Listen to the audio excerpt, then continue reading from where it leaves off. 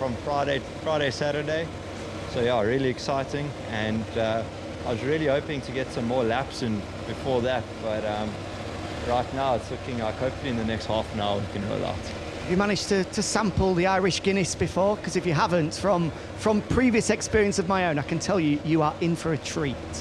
I've split a few G's in my time, not many, missed a lot, but I've hit a few, and yeah, it's always a good time, so I'm looking forward to it. This, of course, the start of 2026. A new man next to you in Phil Marron, someone that our friends over in World Superbike know really well. Obviously had a huge amount of success there, so how excited are you to get working with him? Yeah, it's been really cool so far. Phil's an awesome dude, really nice guy. Started straight into the team really well, so yeah, it's been awesome. I'd have liked to have spun some laps for him already, but so far we had a 10:15 start time and we're a bit delayed. Just a little bit. When you have a new crew chief, I was just speaking to Klaus, who is obviously now partnered up with Diogo from a crew chief's perspective, from a rider's perspective. How do you start to build that relationship with him? Well, for me, I've had Andres since 2015, so it's been a really cool 10 years pretty much with him, or 10 seasons, which we can say, and yeah. So you know, for me now, I think with Phil slotting in, it's for sure a little bit different. But when I walk into the box, everyone else is still the same. So the first trip around the corner, I was like, geez, what's going on? Yeah, but no, it's been cool. Been a good start so far, and looking forward to spinning some laps later on. Coming from the World Superbike paddock, he's obviously going to have a fresh take on things. Is that the main thing that you're hoping he can bring to next year? Yeah, you know, I think for sure he's had a lot of success that side, so it's clear that he really knows what he's doing. So yeah, looking forward to well, really take this adventure head on, and let's see how far we can get. Well, Brad, hopefully we see you out there soon, and enjoy those Guinness in Dublin as well, and hopefully the Springboks can get a result for you. That's the plan, but I couldn't do it, so they're carrying the country. Cheers, Brad. Have a good one. Cheers, man. Well, he sounds very, very chilled and very relaxed, and he's right. Yeah, we haven't had much to talk about, unfortunately, so far this morning, have we? As this was just behind the scenes, a few relaxed faces, sort of reflecting on 2025 and beginning new journeys and new adventures in 2026. Fabio Quartararo just signing a few 20 caps. Luke Marini was very popular in parts of HRC last weekend when that 7th place over the line saw them lose concession rank D. Then it's Onju, one of our 11 winners in Moto 2 this year, that record-breaking season in the Intermediate World Championship category. As Brad Binder said, well, not a season that certainly went to plan as far as the South African is concerned. That long-standing partnership with Andres Madrid coming to end. 2025 was Brad's lowest World Championship finish since his rookie year in 2020, when he actually did finish 11th overall that season as well. The first time in MotoGP he didn't collect at least one podium. First time actually since Moto 3 back in 2013 that Binder did not collect at least one podium in the World Championship. Good to see a smile on Pecco Bagnaia's face, isn't it? Because we haven't seen an awful lot of that in 2025, either side of those two solitary victories, which I guess in the case of the second one perhaps confused the issue still further for Pecco Bagnaia, because he suddenly found the feeling that he wanted in Japan and then lost it again. Didn't score a Sunday point after that.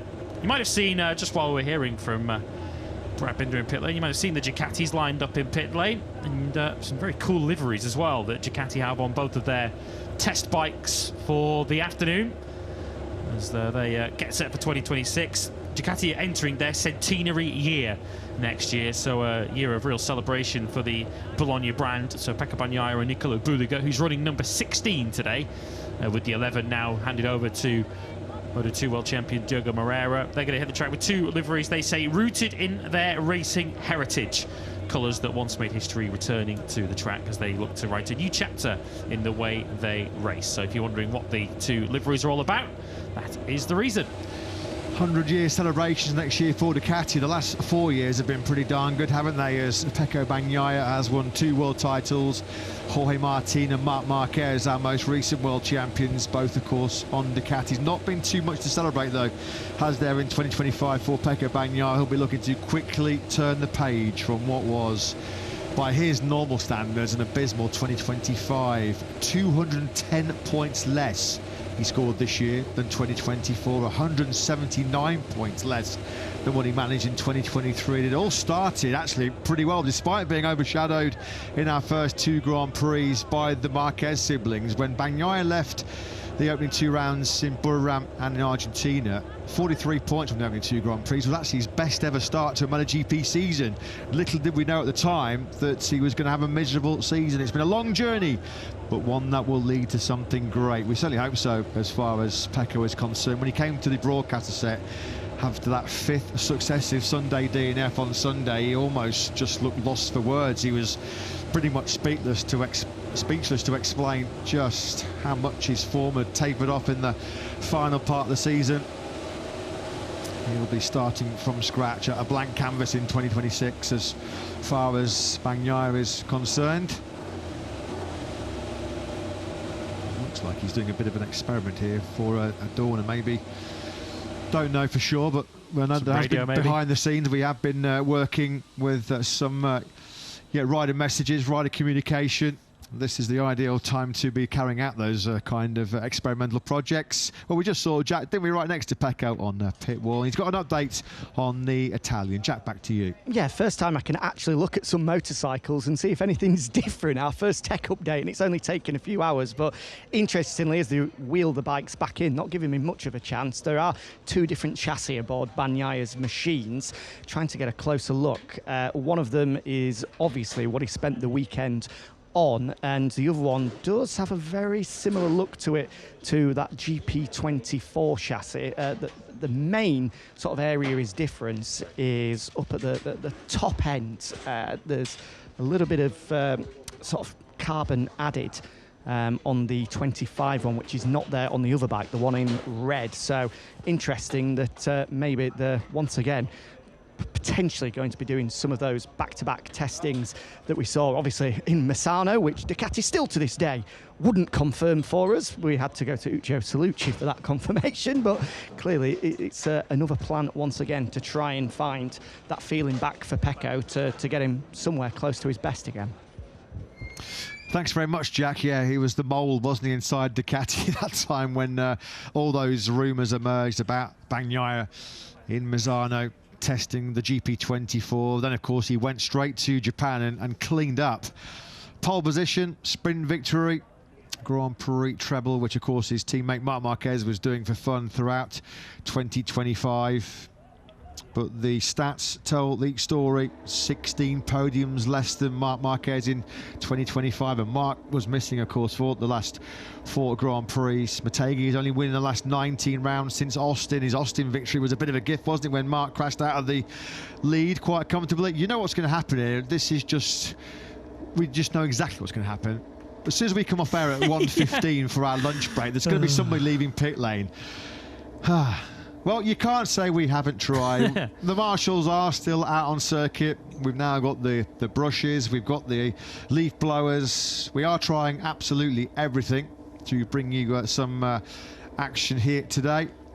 Well, we will still have live timing on MotoGP.com up and running during the lunch break, and I gather that there will be some live connection on our social media channels ahead of the resumption of track action. Can't confirm an exact time to you because they're still in discussions, but do head over to MotoGP social media channels. We will continue to keep you very much up to date over the course of the next hour or so. We are back on air in just over an hour's time. 2:20 we rejoin for live coverage, and Fabiano Sterlachini from Aprilia will be joining us at the beginning of our afternoon's action. Engines being fired up. MotoGP bikes, they always look super cool, don't they? So stealthy in the black carbon liveries. Ooh, that Yamaha Wisdar M1, that V4 just looks like a work of art, doesn't it? Absolutely gorgeous motorcycle. Alex Marquez, well, is Alex going to be right on the money when he said that maybe from about 1:30 p.m. local time we might be getting some track action here this afternoon? Well, it looks like Alex's 73 bikes are getting warmed up.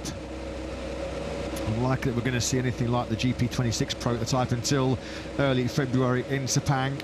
And there's a lot of expectation on the likes of Bagnaia and Alex to steer direction for this Ducati. Of course, Ducati have been missing Marc Marquez for the last 4 Grand Prix. He'll be absent for this vital Valencia test. So late season has been precious little input as far as Marc is concerned. He would have given Ducati, though, a steer on where he wants the GP26 to go next season after what was just a phenomenal comeback, one of the greatest comebacks in sporting history. This is nice, isn't it? Fermin Aldeguer looks like he's giving his crew chief Frankie Carcetti a special helmet with a message on it as well. Frankie Carcetti, who has done so much winning as a crew chief in the MotoGP World Championship, previously with Fabio Di Gianantonio, with Joan Mir, helping Aldeguer be the second youngest rider in MotoGP history to win. Yeah, it says for Frankie. Oh, he's a little bit, he's very emotional, very touched, isn't he, there? Frankie Carcetti on the left-hand side of your picture, for those of you who may not know, who are just getting a special memento of what's been a brilliant 2025 for the Gresini Racing. Everything that really Gresini could win this year, they did. Top independent team, top independent rider, rookie of the year, and that's a lovely gesture from Fermin Aldeguer, winning crew chief as well, of course, with none other than Marc Marquez when he was with Gresini in 2024. As you can see, Fermin Aldeguer is not really entertaining heading out on circuit anytime soon, as we are approaching the lunch break then here in Valencia. Let's hope that when you rejoin us and when we reconvene in about an hour's time, we do have some MotoGP bikes out on circuit for a little bit longer than what we saw Jack Miller and Maverick Vinales this morning. So unfortunately, despite the fact that there's been no significant track action, we hope you've enjoyed some of our coverage. Danny Pedrosa and Davide Brivio, great to hear from those two in the commentary box. Jack Appleyard doing an absolutely brilliant job down in pit lane, bringing some fantastic stuff from the likes of Jorge Lorenzo, who has revealed, looks like he'll be joining forces with Maverick Vinales next year. You might just be able to hear in the background there are bikes that are being warmed up in pit lane. Sadly, that sunshine, though, not warm enough to quickly dry this Ricardo Tormo circuit surface. The reason there has been this delay was because of all the thunderstorms which struck this part of Spain yesterday afternoon. But we are hoping, we've got fingers crossed, that we're going to be back out for this afternoon's action. So for the time being, we'll take a pause here in the commentary box. We'll be back with you in just over an hour's time. Let's hope 2026 will finally start in MotoGP.